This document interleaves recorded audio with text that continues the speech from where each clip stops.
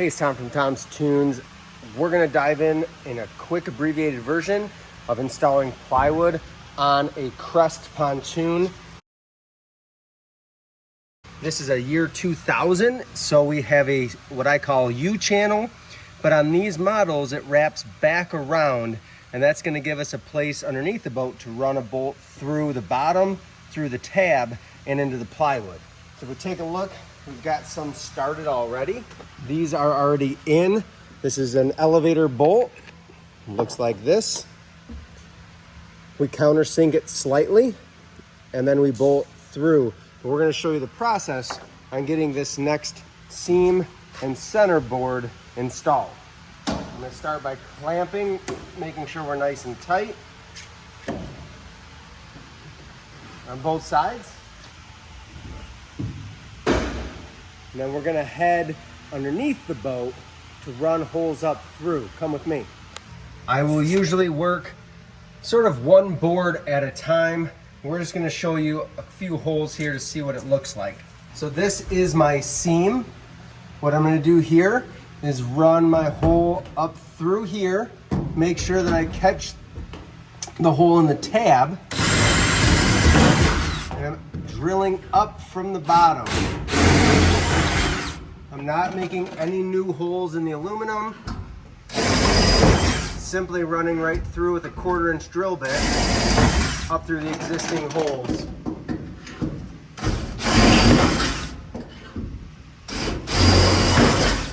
And for the non-seams, we're just gonna run one hole.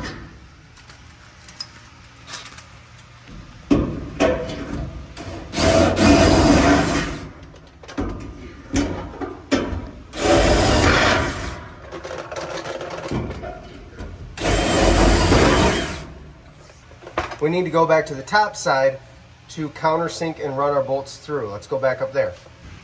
So for each hole I've run up through the bottom, I'm gonna take a 1-inch hole cutting bit and just take one layer of plywood off. Just countersink it slightly, and then I'm gonna use a hammer to drive this down into the plywood. When I tighten the nut from the bottom, it's gonna countersink a little bit. A little bit of indentation is much better under your feet. You won't feel it because the glue will fill in. I don't wanna leave this risen because I will feel that under my foot. I'm gonna go ahead and make my countersink on each of these, and then we'll go back underneath and tighten.